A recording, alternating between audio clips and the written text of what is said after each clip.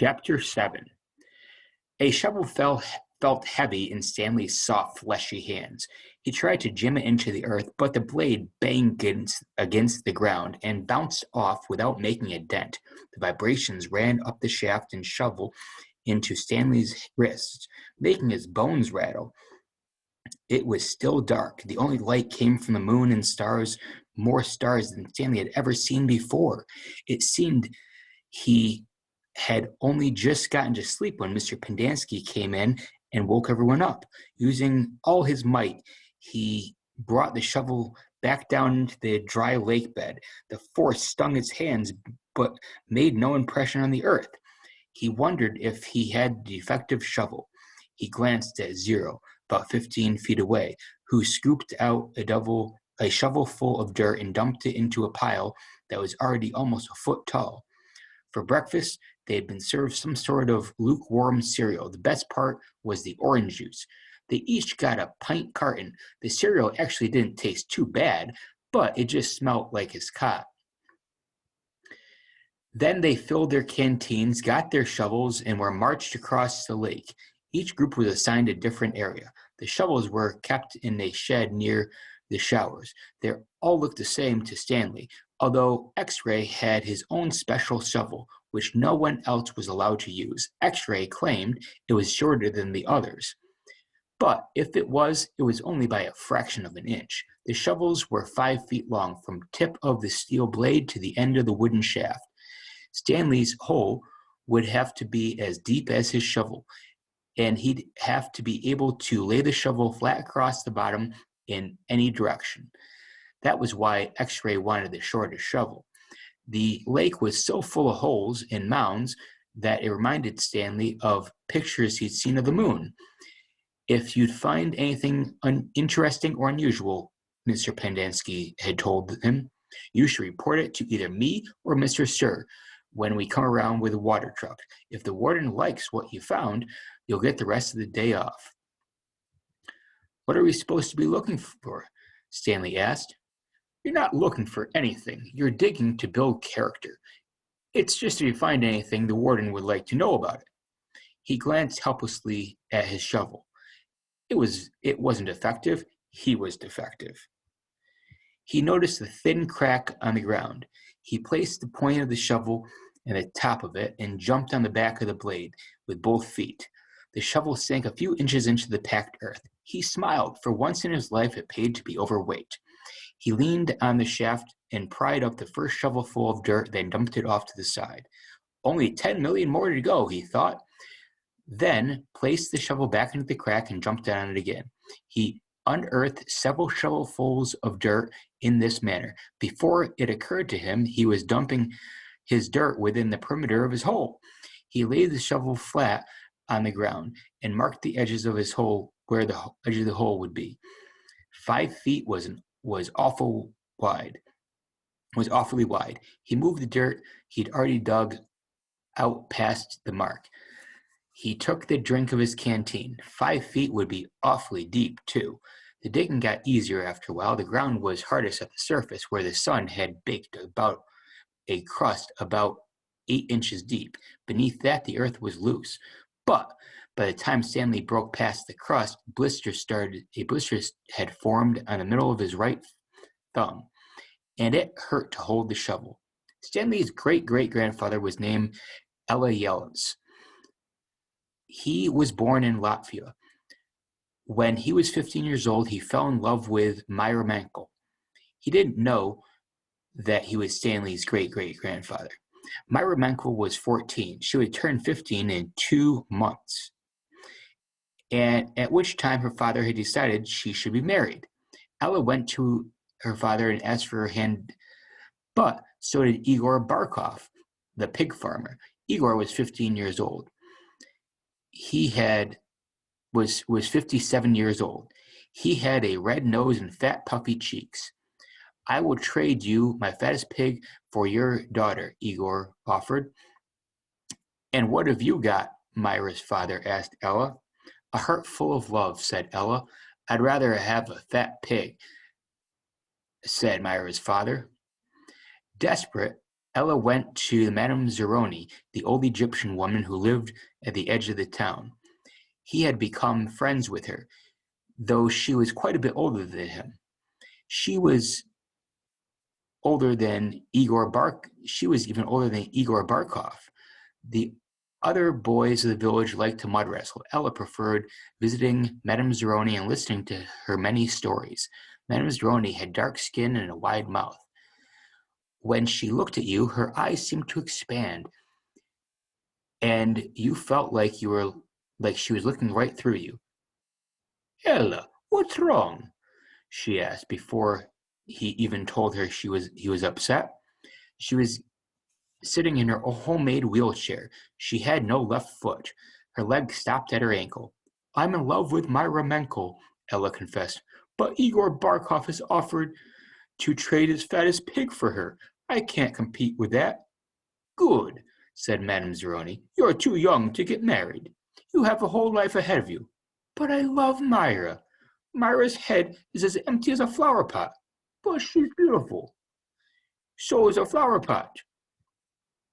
Can she push a plow? Can she milk a goat? No, she's too delicate. Can she have an intelligent conversation? No, she's silly and foolish. Will she take care of you when you are sick? No, she's spoiled and will only want you to take care of her. So she's beautiful. So what? Pooh!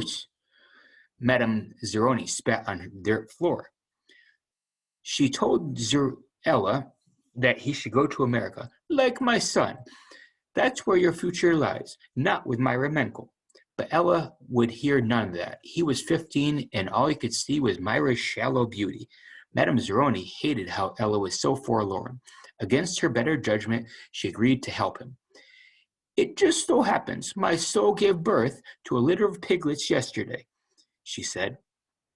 There's one little runt whom she won't suckle. You may have him. He would die anyway. Madame Zeroni led Ella around the back of her house, where she kept her pigs. Ella took the tiny piglet, but he didn't see what good it would do to him. It wasn't much bigger than a rat.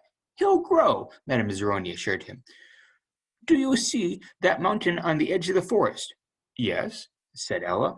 On the top of the mountain there's a stream where the water runs uphill. You must carry the piglet every day to the mountain and let him drink from the stream.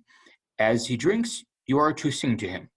She taught Ella a special song to sing to the pig. One day, on the day of Myra's 15th birthday, you should carry the pig up to the mountain for one last time. Then take it directly to Myra's father. It will be the fattest pig than any of Igor's pigs. If it is big and fat, asked Ira, how will I be able to carry it up the mountain? The piglet is too heavy for you. The piglet is not too heavy for you now, is it? Asked Myra. Of course not, said Ella. Do you think it will be too heavy for you tomorrow? No. Every day you will carry the pig up the mountain. It will get a little bigger, but you will get a little stronger. After you give the pig to Myra's father, I want you to do one more thing for me. Anything, said Ella. I want you to carry me up the mountain. I want to drink from the stream. I want you to sing the song to me. Ella promised he would. Madame Zeroni warned if he failed to do this, he and his descendants would be doomed for all eternity. All the time, Ella thought nothing of the curse. He was just a 15-year-old kid, and eternity didn't seem much longer than a week from Tuesday. Besides, he liked Madame Zeroni. He would be glad to carry her up the mountain. He would have done it right then and there, but he wasn't strong enough yet. Stanley was still digging. His hole was about 3 feet deep, but only in the center. It sloped toward the edges. The sun had only just come up on the horizon, but he could already feel its hot rays against his face. As he reached down to pick up his canteen, he felt a sudden rush of dizziness and put his hands on his knees to steady himself. For a moment, he was afraid he would throw up, but the moment passed. He drank the last drop of water from his canteen. He had blisters on every one of his fingers and one in the center of his palm. Everyone's hole was a lot deeper than his. He couldn't actually see the holes, but he could tell by the size of the dirt in their piles. He could tell by the size of their dirt piles. He saw a cloud of dust moving across the wasteland and noticed that the other boys had stopped digging, and they were watching it too. The dirt cloud moved closer, and he could see that it was trailed behind a red pickup truck. The truck stopped near where they were digging, and the boys lined up behind it, X-ray in front, Zero at the rear. Stanley got in line behind Zero. Mr. Sir filled each of their canteens from a tank of water in the bed of the pickup, and he took Stanley's canteen from him. "This isn't Girl Scouts, is it?" Stanley raised and lowered one shoulder. Mr. Sir followed Stanley back to the hole to see how he was doing. "You better get with it," he said, "or else you'll be digging in the hottest part of the day." He popped some sunflower seeds into his mouth, deftly removed the shells with his teeth, and spat them into Stanley's hole. Every day, Ella carried the little piglet up the mountain and sang to it as it drank from the stream. The pig grew fatter. Ella grew stronger. On the day of Myra's 15th birthday, Ella's pig weighed over 50 stones. Madame Zeroni had told him to carry the pig up the mountain on that day as well, but Ella didn't want to present himself to Myra smelling like a pig. Instead, he took a bath. It was his second bath in less than a week. Then he led the pig to Myra's. Igor Barkov was there as well. "These are the two finest pigs I've ever seen," Myra's father declared. He was so impressed with Ella, who seemed to have grown bigger in the last 2 months. "I used to think you were a good-for-nothing book reader," he said, "but I can see now that you could be an excellent mud wrestler." "May I marry your daughter?" Ella boldly asked. "First, I must weigh the pigs." Alas, poor Ella should have carried his pig up the mountain one last time. The pigs weighed exactly the same. Stanley's blisters had ripped open, and new blisters formed. He kept changing the grip on his shovel to try and avoid the pain. Finally, he removed his cap and held it between his shaft of the shovel and his raw hands. This helped, but digging was harder because the cap would slip and slide. The sun beat down on his unprotected head and neck. Though he tried to convince himself otherwise, he had been aware for a while that his pile of dirt was too close to the holes.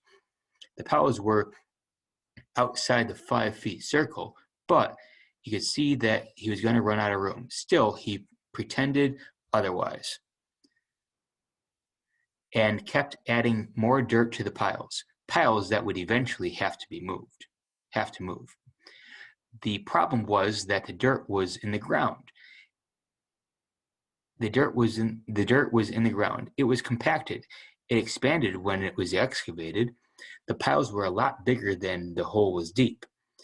It was either now or later. Reluctantly, he climbed out of his hole and once again dug his shovel into his previously dug dirt.